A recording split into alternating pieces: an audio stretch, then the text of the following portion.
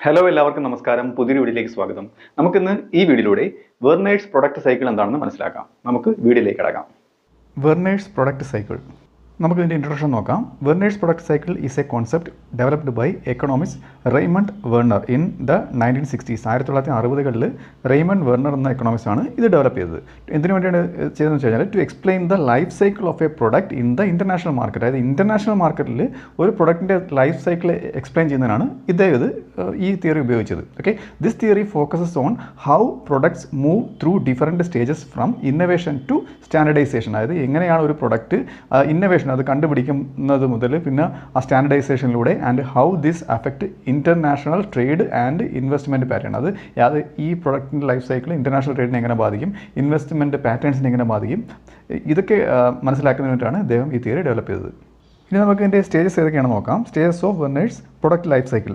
അതിൽ ഒന്നാമത്തത് ഇൻട്രൊഡക്ഷൻ സ്റ്റേജാണ്. അതിനെ ഇന്നോവേഷൻ സ്റ്റേജ് എന്നും അറിയപ്പെടുന്നുണ്ട്. ഇത് ആദ്യം നമുക്ക് എവിടെയാണ് ഇത് ചെയ്യുന്നതെന്ന് വെച്ച് കഴിഞ്ഞാൽ typically in developed countries. Developed കൺട്രീസിലാണ് കൂടുതലും ഇത് ഇൻട്രൊഡ്യൂസ് ചെയ്യുന്നത് വിത്ത് അഡ്വാൻസ്ഡ് ടെക്നോളജി. അവിടെ അഡ്വാൻസ്ഡ് ടെക്നോളജി ഉണ്ടായിരിക്കും ആൻഡ് ഹൈ ഇൻകം കൺസ്യൂമേഴ്സ് അവിടെ ഉണ്ടായിരിക്കും. ഓക്കെ, ഇതാണ് എൻ്റെ ഇൻട്രൊഡക്ഷൻ പ്ലേസ് വരുന്നത്. അതിൻ്റെ ക്യാരക്ടറിസ്റ്റിക്സ് വരുന്നത് new products are introduced to satisfy a special need. അതായത് ഒരു പ്രത്യേക നീഡ് സാറ്റിസ്ഫൈ ചെയ്യുന്നതിന് ഒരു പുതിയതായിട്ടൊരു പ്രൊഡക്റ്റ് ഇൻട്രൊഡ്യൂസ് ചെയ്യുന്നു. Okay, these products are often produced domestically. അത് ഡൊമസ്റ്റിക്കായിട്ടായിരിക്കും അവർ ഗുഡ്സ് പ്രൊഡ്യൂസ് ചെയ്യുന്നത്. അതിന് കാരണമുണ്ട്. Because firms want to be close to the market. ആ മാർക്കറ്റുമായിട്ട് ക്ലോസ് ആയിരിക്കണം. എന്തിനാണ്?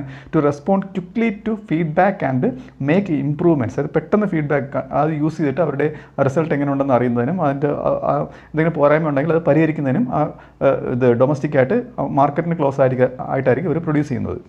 ഇനി ഇതിൻ്റെ പ്രൊഡക്ഷൻ ആൻഡ് മാർക്കറ്റ് നോക്കാം.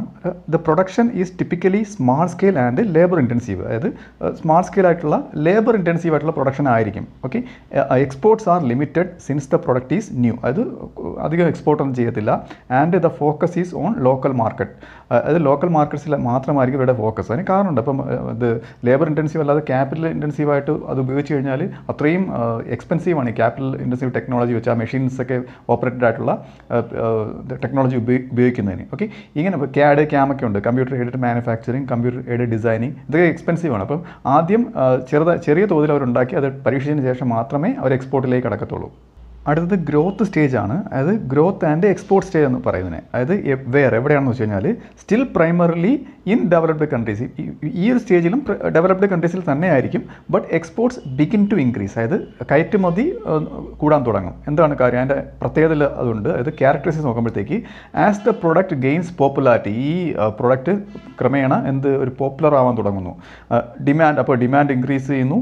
And firms start to export to other developed nations. മറ്റ് ഡെവലപ്ഡ് ആയിട്ടുള്ള നേഷൻസിലേക്ക് ഇവർ എന്ത് ചെയ്യാൻ തുടങ്ങുന്നത്? എക്സ്പോർട്ട് ചെയ്യാൻ തുടങ്ങുന്നു. അപ്പം സ്വാഭാവികമായിട്ടും ആരുണ്ടാവും? കോമ്പറ്റീറ്റേഴ്സ്, അതായത് എതിരാളികളുണ്ടാവും. Competitors may emerge but the original innovator, അതായത് യഥാർത്ഥത്തിൽ ഈ പ്രൊഡക്റ്റ് ഇൻട്രൊഡ്യൂസ് ചെയ്ത ആൾ usually dominates the market at this point. അവരായിരിക്കും ഈ മാർക്കറ്റ് ഡോമിനേറ്റ് ചെയ്യുന്നത്. ഓക്കെ, അടുത്തത് പ്രൊഡക്ഷൻ ആൻഡ് മാർക്കറ്റ് നോക്കാം.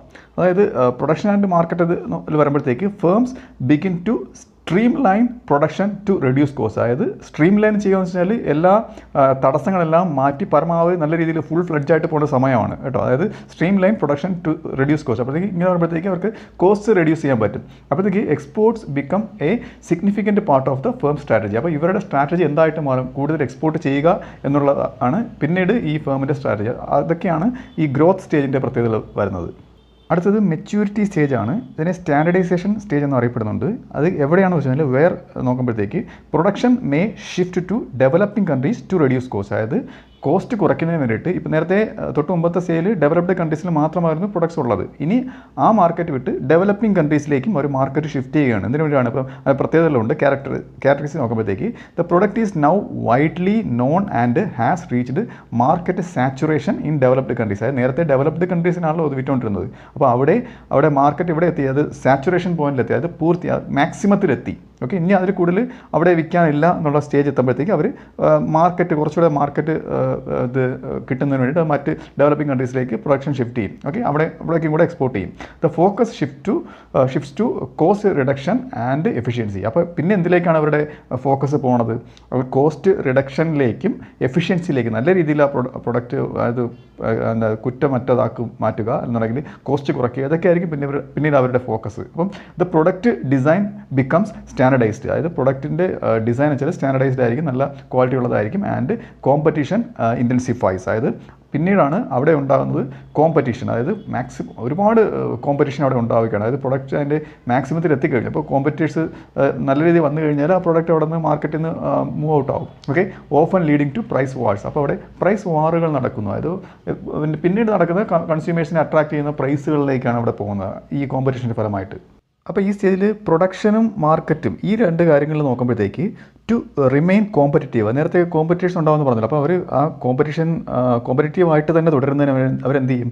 Firms may relocate production two countries with lower labour cost. അതായത് ലേബർ കോസ്റ്റ് കുറഞ്ഞ രാജ്യങ്ങളിലേക്ക് ഇവരുടെ പ്രൊഡക്ഷൻ ഷിഫ്റ്റ് ചെയ്യും. Exports from original country decline as production shifts overseas. അതായത് മറ്റ് രാജ്യങ്ങളിലേക്ക്, വിദേശ രാജ്യങ്ങളിലേക്ക് പ്രൊഡക്ഷൻ പോയിന്റ് ഷിഫ്റ്റ് ചെയ്യുമ്പോഴത്തേക്ക് അതായത് കൺട്രി ഓഫ് ഒറിജിനിൽ നിന്നും പിന്നെ എക്സ്പോർട്ട് ചെയ്യുന്നത് കുറയുകയാണ്. പിന്നെ കാര്യം എന്താണ്? എവിടെയാണോ മാർക്കറ്റ് അവർ ചെയ്യാൻ ഉദ്ദേശിക്കുന്നത് ആ രാജ്യത്ത് അവരുടെ പ്രൊഡക്ഷൻ പ്ലാന്റ് മാറ്റിക്കഴിഞ്ഞു. പിന്നെ അവിടെ പ്രൊഡ്യൂസ് ചെയ്ത് ആ രാജ്യത്ത് തന്നെ വിറ്റാൽ മതി. അടുത്ത ഡിക്ലൈൻ സ്റ്റേജ് ആണ്. അതായത് ഡിക്ലൈൻ ആൻഡ് ഒബ്സോളസൻസ് സ്റ്റേജ് എന്ന് പറയും. അതായത് കാലഹരണപ്പെട്ട് പോണ സ്റ്റേജ്. അതായത് എവിടെയാണെന്ന് വെച്ച് കഴിഞ്ഞാൽ developing countries may continue production for low cost markets. അതായത് ലോ കോസ്റ്റ് മാർക്കറ്റ്സ്, അതായത് ചിലവ് കുറഞ്ഞ രീതിയിൽ പ്രൊഡ്യൂസ് ചെയ്യാൻ പറ്റുന്ന മാർക്കറ്റ്സിൽ ഇവർ പ്രൊഡക്ഷൻ കണ്ടിന്യൂ ചെയ്തുകൊണ്ടിരിക്കും. അത് ഡെവലപ്പിംഗ് കൺട്രീസിലാണ് കേട്ടോ. അതായത് അതിൻ്റെ പ്രത്യേകത characteristics, the product is now fully standardised and commoditised. അതായത് അതൊരു വാണിജ്യവൽക്കരണം, അതായത് ചരക്കുവൽക്കരണം എന്ന് പറയും. അതായത് ഒരു കംപ്ലീറ്റ് ഒരു കമ്മോഡിറ്റി ആയിട്ട് മാറിക്കഴിഞ്ഞു, അതിൻ്റെ മാക്സിമത്തിലെത്തി. അപ്പം newer innovations may have replace it. ഇങ്ങനെ വരുമ്പോഴത്തേക്ക് പുതിയ ഇന്നോവേഷൻസ് വരുമ്പോഴത്തേക്ക് അതിനെ റീപ്ലേസ് ചെയ്യും. Okay, leading to a decline in demand. അപ്പോഴത്തേക്ക് ഈ പ്രൊഡക്റ്റിന് ഡിമാൻഡ് കുറയും.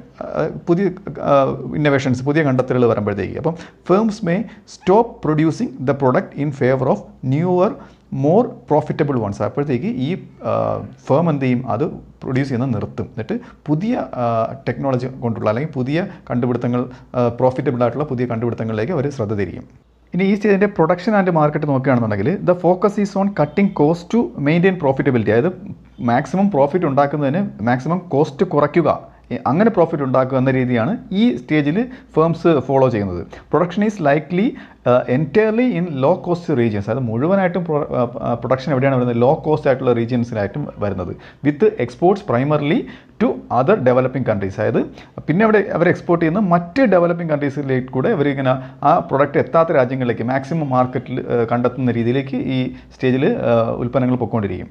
ഈ 4 സ്റ്റേജുകളും കാണിക്കുന്ന ഗ്രാഫാണ് ഈ കൊടുത്തിരിക്കുന്നത്. അതായത് stages of the product life cycle. അതായത് ഇതിന് ഏറ്റവും മികച്ച ഉദാഹരണം വെച്ചാൽ ഞാനിവിടെ ഉദാഹരണമായിട്ട് എടുക്കുന്നത് iPhone 14 ആണ്. കാര്യം ഈ 4 സ്റ്റേജുകളിലൂടെയും കടന്നു പോയ ഒരു ഫോണാണ് iPhone 14 എന്ന് പറയുന്നത്. ഓക്കെ, അതായത് അത് ഇൻട്രൊഡ്യൂസ് ചെയ്തു, 13 ശേഷം അത് ഇൻട്രൊഡ്യൂസ് ചെയ്തു. പിന്നീട് അത് ആൾക്കാരുടെ റെസ്പോൺസ് അറിഞ്ഞ് അത് ഗ്രോത്തിലേക്ക് പോയി അതൊരു മെച്യൂരിറ്റിയിലെത്തി. മറ്റ് രാജ്യങ്ങളിലേക്ക് കയറ്റുമതി ചെയ്ത് പിന്നെ അവിടെ പ്രൊഡക്ഷൻ പ്ലാന്റ് തുടങ്ങിയ ഉദാഹരണം ഇന്ത്യയിലേക്ക് ആപ്പിളിൻ്റെ ഐഫോണിൻ്റെ പ്രൊഡക്ഷൻ ഇന്ത്യയിലേക്ക് ഷിഫ്റ്റ് ചെയ്തത് ഒരു ഉദാഹരണമാണ്. അവിടെ ഷിഫ്റ്റ് ചെയ്തു, പിന്നെ മറ്റ് ഡെവലപ്പിംഗ് കൺട്രീസിലേക്ക് അവർ എക്സ്പോർട്ട് ചെയ്തു. ഇത് കഴിഞ്ഞ് മെച്യൂരിറ്റി സ്റ്റേജ് കഴിഞ്ഞു. പിന്നെ ആ പ്രൊഡക്റ്റിൻ്റെ ഡിക്ലൈൻ സ്റ്റേജാണ്. പിന്നീട് അത് എത്താത്ത രാജ്യങ്ങളിലേക്ക് പിന്നെ എക്സ്പോർട്ട് ചെയ്യുക അല്ലെങ്കിൽ ലോ കോസ്റ്റ് രീതിയിൽ അവർ പ്രോഫിറ്റ് കൂട്ടുക എന്നുള്ള മെത്തേഡ്സൊക്കെയാണ് ഇവിടെ വരുന്നത്. പിന്നെ അതേ ചെയ്യാനുള്ളൂ. ഓക്കെ, കാര്യം കോമ്പറ്റീഷൻ ഫീൽഡാണ്. അത് പുതിയ ഫോൺ വരുമ്പോഴത്തേക്ക് ഇത് റീപ്ലേസ് ചെയ്യപ്പെടും. ഓക്കെ, പിന്നീട് അടുത്ത പ്രോഫിറ്റബിൾ ആയിട്ടുള്ള iPhone 16 വരവ്. ഓക്കെ, പിന്നെ അങ്ങനെയാണ് സംഭവിക്കുന്നത്. അതാണ് പിന്നെ അപ്പോഴാണ് ഇവിടെ ഡിക്ലൈൻ വന്നിട്ട് അത് 14 പ്രൊഡക്ഷൻ അവിടെ പൂർണ്ണമായിട്ട് നിർത്തുകയാണ് ചെയ്യുന്നത്. ഓക്കെ, അത് നിങ്ങൾക്ക് ഈ ഗ്രാഫിൽ നിന്ന് മനസ്സിലാവും. 4 സ്റ്റേജുകൾ: ഇൻട്രൊഡക്ഷൻ, ഗ്രോത്ത്, മെച്യൂരിറ്റി, ഡിക്ലൈൻ. ഇനി നമ്മൾ ഇതിൽ നിന്ന് മനസ്സിലാക്കേണ്ട പ്രധാനപ്പെട്ട പോയിന്റുകൾ നോക്കാം. Key insights from Vernon's product cycle. അതിൽ ഒന്നാമത്തത് ഡൈനാമിക് ഗ്ലോബൽ സ്ട്രാറ്റജിയാണ്. അത് നമുക്കറിയാം. അതായത് firms must adapt their strategies as product progress through the cycle. അതായത് പല സൈക്കിളിലൂടെ 4 സൈക്കിളിലൂടെ പോകുമ്പോഴത്തേക്ക് ഫേംസ് അതിനനുസരിച്ച് സ്ട്രാറ്റജീസ് മാറ്റിക്കൊണ്ടിരിക്കണം. അതായത് പ്രാരംഭത്തിൽ ഇനിഷ്യലി ഇന്നൊവേഷൻ, അതായത് കണ്ടെത്തലാണ്, നമുക്കറിയാം, ഇന്നൊവേഷൻ നടത്തുന്നു. പിന്നെ and proximity to sophisticated consumers matter. അത് ആദ്യം വേണ്ടത് നമ്മൾ മനസ്സിലാക്കിയതാണ്. എന്താണ് പുതിയ കണ്ടെത്തലുകളും, അതായത് പ്രോക്സിമിറ്റി ടു സോഫിസ്റ്റിക്കേറ്റഡ് കൺസ്യൂമേഴ്സ്, അതായത് പെട്ടെന്ന് നൂതനാശയങ്ങൾ വരുത്താവുന്ന രീതിയിലുള്ള അത് കൺസ്യൂമറിൻ്റെ ഒരു സാമീപ്യം അവിടെ ആവശ്യമാണ്. While cost efficiency and global supply chains take precedence later. അതായത് പിന്നീട് നമുക്ക് വേണ്ട എന്താണ് കോസ്റ്റ് എഫിഷ്യൻ്റ് ആയിട്ടുള്ള, അതായത് ലോ കോസ്റ്റിലുള്ള പ്രൊഡക്ഷൻ പോസിബിൾ ആക്കണം. അതിൻ്റെ ഗ്ലോബൽ സപ്ലൈ, അതായത് പിന്നീട് മറ്റ് മാർക്കറ്റുകളിലേക്ക്, മറ്റ് ഡെവലപ്പിംഗ് കൺട്രീസിലേക്ക് അത് എക്സ്പോർട്ട് ചെയ്യണം. ഇതൊക്കെയാണ് പിന്നീട് വേണ്ടത്. ഓക്കെ. പിന്നെ ഫോറിൻ ഡയറക്റ്റ് ഇൻവെസ്റ്റ്മെൻറ്റ്, അതായത് FDI, അത് നമ്മൾ മനസ്സിലാക്കിയതാണ്.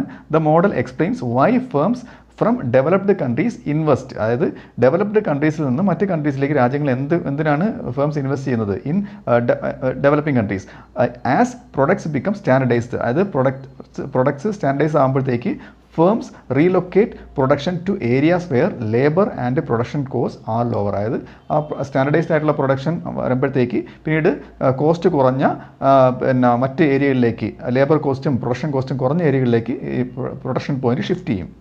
അടുത്ത് ചേഞ്ചിങ് ട്രേഡ് പാറ്റേൺസ് ആണ്. അതായത് ഈ സൈക്കിളിൽ ട്രേഡ് പാറ്റേൺ ചേഞ്ച് ചെയ്യുന്ന സൈക്കിൾ വരുമ്പോഴത്തേക്ക് this cycle influences global trade pattern. അപ്പോൾ ഇവിടെയാണ് ഈ ഗ്ലോബൽ ട്രേഡ് പാറ്റേൺ ഇൻഫ്ലുവൻസ് ചെയ്യുന്ന ഒരു ഘട്ടം വരുന്നത്. ഓക്കെ.